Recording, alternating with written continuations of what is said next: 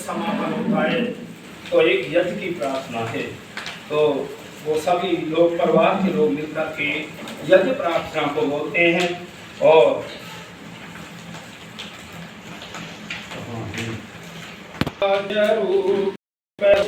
हमारे भाग्य उज्ज्वल कीजिए, छोड़ दी में छठ कपट को मानसिक बल दीजिए, वेद की बोले चाहे सत्य को धारण करें, हर्ष में हो मग्न सारे शोक सागर से तरें, आश्रमे धारिक रक्षाएं लज्ज करे उपकार को, धर्म मर्यादा चलाकर लाभ दे संसार को, प्रीत से भक्ति से याचना हम करते रहें, रोग पीड़ित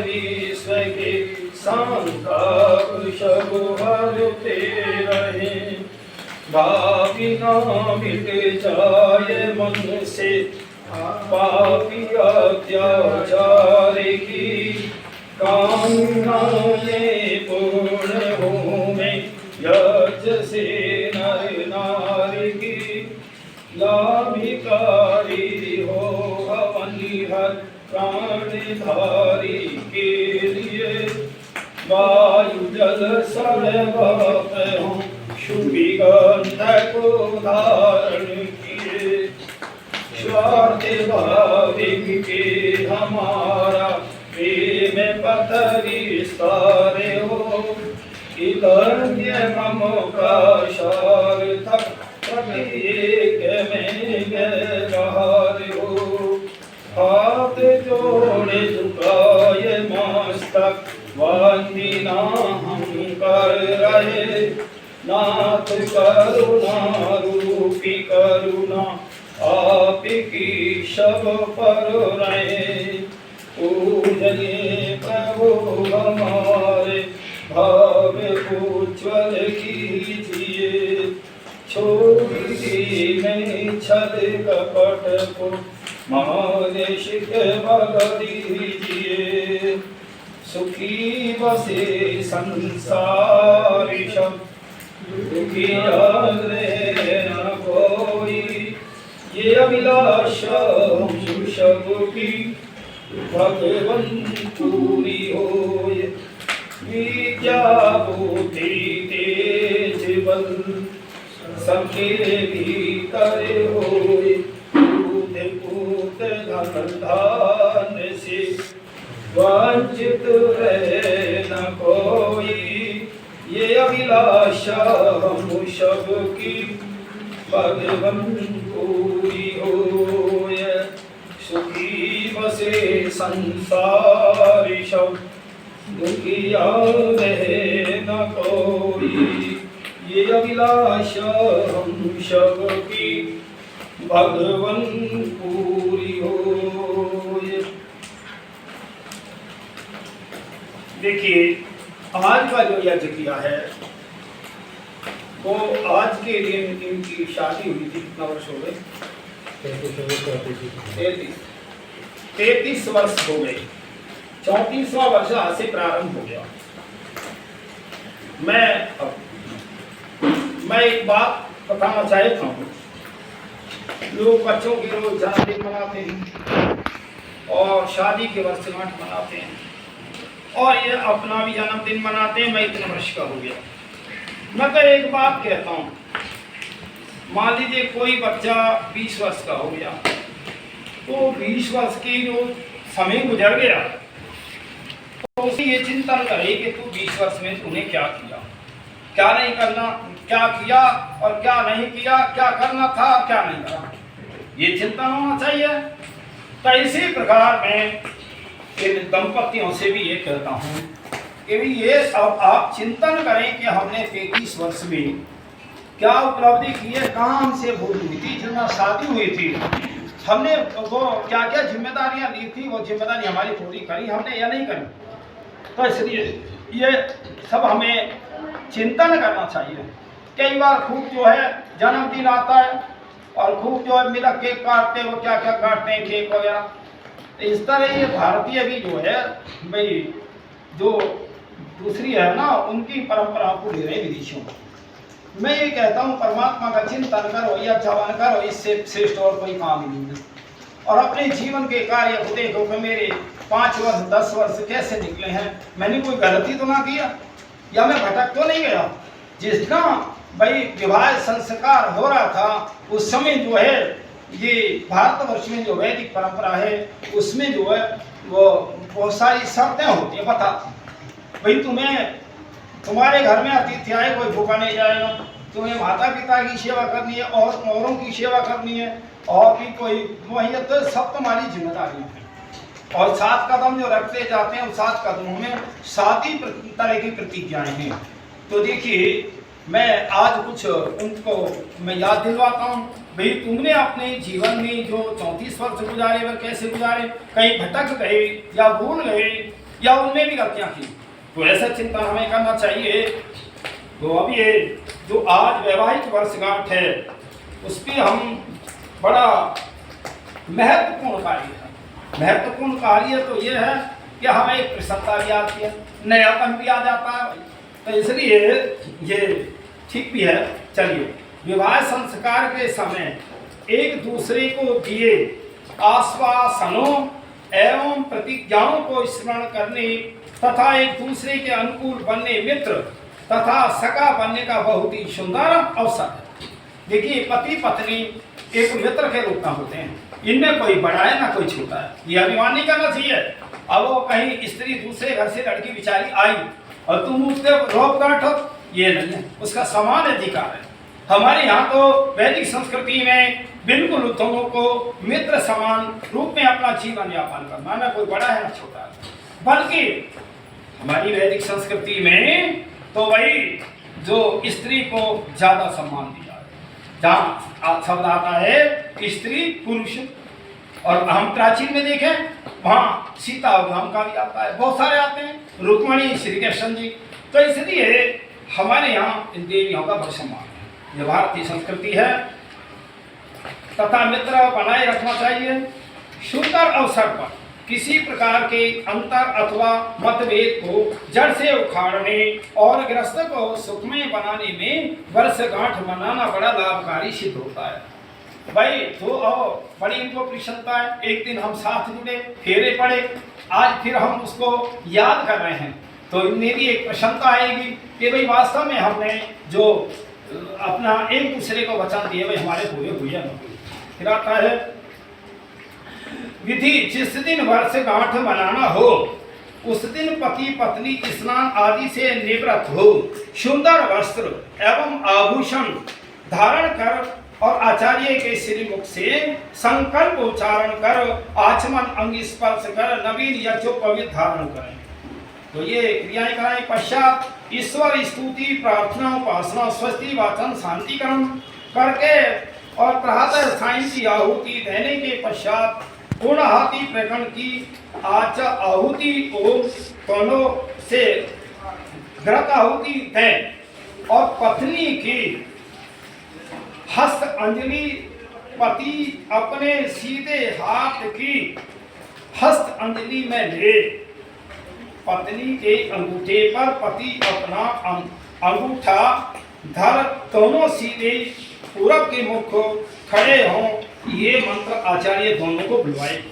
क्या है कि दोनों एक दूसरे को जैसे हाथ से स्पर्श करके ओम समझंतो विश्वे देवा समापो हृदयानीनो सम मातृश्रवा से गाता सम दृष्टि दधातु नो, दोनों से अर्थ भी बुलवाएं। तो इसका अर्थ क्या है, हम दोनों अर्थात पति पत्नी निश्चय पूर्वक घोषणा करते हैं कि हम दोनों हृदय पानी के समान शीतल शांत में मिले हुए रहेंगे। हमारे हृदय जैसे पानी शीतल होता है ऐसे पति पत्नी के कभी आवेश में बात नहीं करनी चाहिए। शीतलता में करो, प्रेम से करो, ताकि एक दूसरे का सहयोगी बने। जैसे प्राण वायु हमको प्रिय है, वैसे हम दोनों एक दूसरे से सदा प्रसन्न रहेंगे और हम दोनों एक दूसरे से उसी प्रकार प्रीति करके, जिस प्रकार कोई भी विद्वान वक्ता अपने श्रोताओं से प्रीति करता है, ऐसी इस प्रकार हम प्रीति से रहेंगे। इसका अर्थ, बुलाने के पश्चात पति पत्नी दोनों यज्ञ कुंड की प्रदक्षिणा कर पति आगे और पत्नी पीछे चले बैठे, पत्नी पति के दाहिने बाजू में बैठे और पति पत्नी के हृदय पर सीधा हाथ रखकर निम्न मंत्र बोले। हे देवी, मैंने तुझे अंतःकरण और आत्मा को मेरे कर्म के अनुकूल धारण किया है।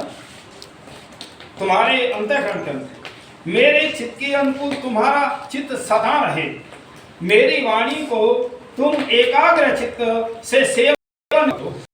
प्रजा का पालन करने वाले परमात्मा ने और तुमको मेरे लिए नियुक्त किया है। तो जब ऐसा कहेंगे तो पत्नी भी प्रसन्न हो जाएगी। फिर कहा है तत्पश्चात पत्नी भी सीधा हाथ पति के हृदय पर रख मंत्र के बाद अर्थ भी बोले। ये इस प्रकार है, हे प्रिय देव स्वामी, मैंने आपका हृदय आत्मा अंतःकरण मेरे प्रिय आचरण कर्म में धारण किया है। मेरे चित्त के अनुकूल आपका चित्त सदा रहे। आप एकाग्र होके मेरी वाणी का जो कुछ भी आपसे कहूं उसका सेवन सदा कीजिए, क्योंकि प्रजापति परमात्मा ने आपको मेरे अधीन किया है। जैसे तुमको आपके अधीन किया है, उपरोक्त प्रतिज्ञा के अनुसार दोनों वर्ता करें, जिससे सर्वदा आनंदित और कीर्तिमान पतिव्रता और स्त्री व्रत होके सब प्रकार के अप्रिय भाषण आदि को छोड़ के परस्पर प्रीति युक्त रहें। ये वैदिक संस्कृति है। ऐसी वैदिक संस्कृति विश्व में कहीं नहीं मिलती है जो हम आर्यों की है। ये सब सारी बातें परम पिता परमात्मा ने हमें वेद में बताई। अब प्रधान हो कि आहुति पत्नी सीधा हाथ के पति के कंधे पर धर के पति ग्रत की आहुति 4 आहुतियां दिवे और ओम यदस्य स्वीकृत बोले, हे प्रजा पत्य आहुति से मौन आहुति घृत दें, आहुति 4 आहुति। और जैसे अन्न के साथ प्राण और प्राण के साथ अन्न और प्राण का अंतरिक्ष के साथ संबंध है, वैसे तुम्हारे हृदय मन और चित्त आदि को सत्यता की गांठ से बांधता या बांधती हूँ। अर्थात पति पत्नी दोनों का प्रेम बंधन एक दूसरे के अनुकूल सदा दृढ़ रहे। एक बात सुनो, ये जो हमारी वैदिक संस्कृति है, लोक संस्कृति तो सभी के लिए थी। वैदिक संस्कृति विश्व में जो संस्कृति 1,96,08,53,137 वर्ष पुरानी दुनिया बनी है, तभी से थी। लेकिन अलग अलग मतभेद बना करके और संस्कृति जो वैदिक संस्कृति ईश्वर की आज्ञा को भुला दिया। इसीलिए आज अशांति है, पति पत्नी में झगड़े हैं, आत्महत्या कर रहे हैं। और एक बात और सुन लो दुनिया वालों, कि केवल एक पति और एक पत्नी का ही धर्म है, ना कि कोई एक पति 2 पत्नियां रखे, 3 रखे, 4 रखे, ऐसा कहीं कोई विधान नहीं है। न स्त्री भी कोई अन्य पति रख सकती है। किसी कारणवश से दोनों में से अगर एक रह जाए तब तो वहां है विधान, तो वहां दूसरा वो जो है वो कर सकती है। उसमें स्त्री भी दूसरा पति चुन सकती है, पति भी दूसरा स्त्री चुन सकती है। तो इसलिए पर एक समय में एक ही स्त्री, एक समय में एक ही पुरुष का हमारा वैदिक विधान है। और ऐसे ही हम आर्य लोगों में तो लगभग ये है ही, और भारत में वर्ष में बहुत ज्यादा है। लेकिन लोगों ने अपनी, भाई मैं क्या कहूँ इस समय कि बहुत शर्म भी आती है।